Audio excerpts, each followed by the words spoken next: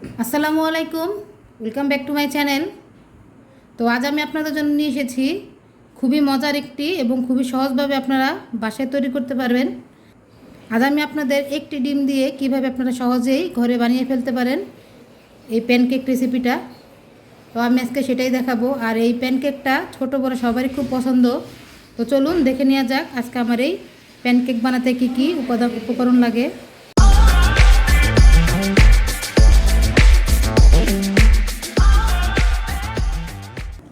তো প্যানকেক বানাতে আমাদের লাগবে একটা ডিম। আমি এখানে 1 কাপ লিকুইড মিল্ক নিয়েছি।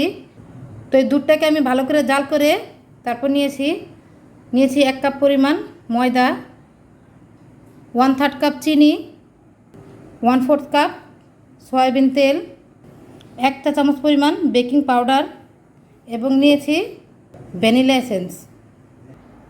মিক্সিং বলে দিয়ে দেব ডিম।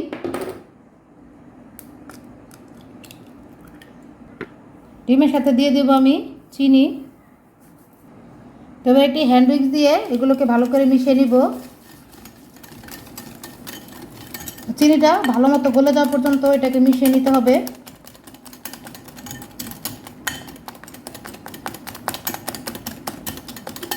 চিনিটাকে খুব ভালোভাবে মিশিয়ে নিতে হবে ডিমের সাথে, যাতে কোনো দানা দানা ভাব না থাকে। তো আমাদের চিনিটা ভালো মতো গলে গেছে, মিশে গেছে ডিমের সাথে। এখন এই পর্যায়ে দিয়ে দিব সয়াবিন তেল। তেলটাকে ভালোভাবে মিশিয়ে নিব। এখন দিয়ে দিব দুধ। তো সবগুলো উপকরণ একসাথে মিশিয়ে নিব। আর এখন শুকনো উপকরণগুলো আমি ভালোভাবে চেলে নেব। তো এরকম একটা চালনির ভিতরে দিয়ে দিব ময়দা, তারপর দিব বেকিং পাউডার। তো সবগুলো উপকরণ একসাথে ভালোভাবে চেলে নিব।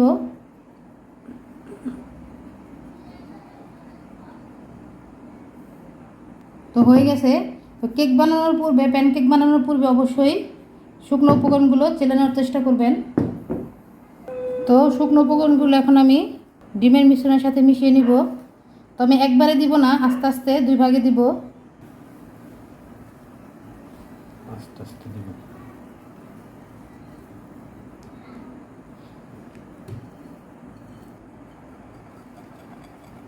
তো ভালোভাবে মিশিয়ে নিতে হবে যাতে এর ভিতরে কোনো রকম লাম্পস না থাকে।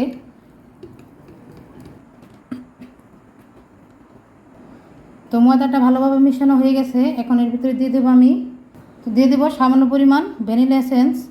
তো আপনাদের কাছে যদি ভ্যানিলা এসেন্স না থাকে, এখানে আপনারা সামান্য এলাচের গুঁড়াও ব্যবহার করতে পারেন। তো ভ্যানিলা এসেন্সটা দিলে খুব ভালো একটা ফ্লেভার আসে। তো আমাদের প্যানকেকের ব্যাটারটা তৈরি হয়ে গেছে। দেখুন এটার ঘনত্বটা কেমন হয়েছে। যখন দেখবেন এরকম ঘনত্ব হয়ে গেছে, বুঝবেন আমাদের প্যানকেকের ব্যাটারটা সম্পূর্ণ রেডি হয়ে গেছে।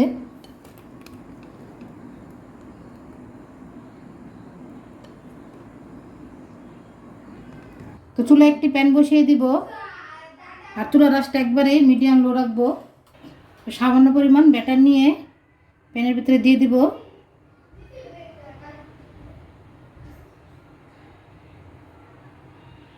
তো কিছুই করতে হবে না, নাড়াচাড়া। এটা আস্তে আস্তে এটা শেপ নিয়ে নিবে। এ পর্যায়ে ঢাকনা দিয়ে ঢেকে দেব 1 মিনিটের জন্য। তো এটা খুব অল্প সময় হয়ে যায় প্যানকেকটা। তো এই পর্যায়ে চুলার আঁচটা একটু লো থেকে একটু বাড়িয়ে দিব।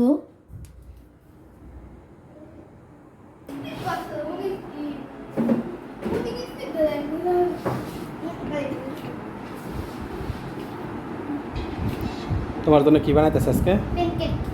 কি বানাইতেছে? প্যানকেক। হ্যাঁ, প্যানকেক। প্যানকেক খেতে কেমন? মজা। মজা?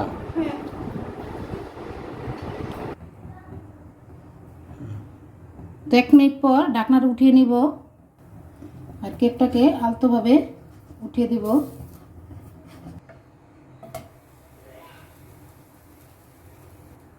তো এভাবে উল্টে নিয়ে কয়েক সেকেন্ডের মতো রাখলেই হয়ে যাবে প্যানকেক।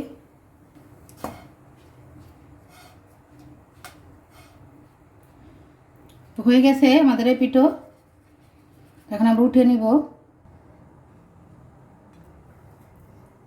তো আপনাদের সুবিধার্থে আমি আরেকটা প্যানকেক দিয়ে দেখিয়ে দিলাম।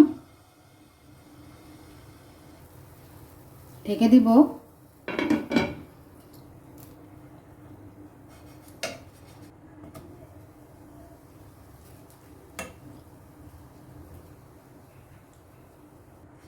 তো হয়ে গেছে এটাও। তো এভাবে আমি সবগুলো প্যানকেক বানিয়ে নিব। এই তো হয়ে গেল, খুবই সহজে ঝটপট দারুণ মজার একটি প্যানকেক রেসিপি। তো দেখুন প্যানকেকগুলো কেমন হয়েছে, আমি একটু ভেঙে দেখে আপনাদের কেমন সফট হয়েছে।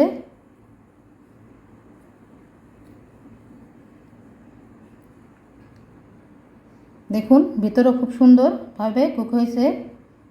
তো প্যানকেকগুলো দেখতে যেমন সুন্দর হয়েছে, খেতেও খুব মজার হয়েছিল। আশা করি আমার এই রেসিপিটি আপনাদের কাছে ভালো লেগেছে।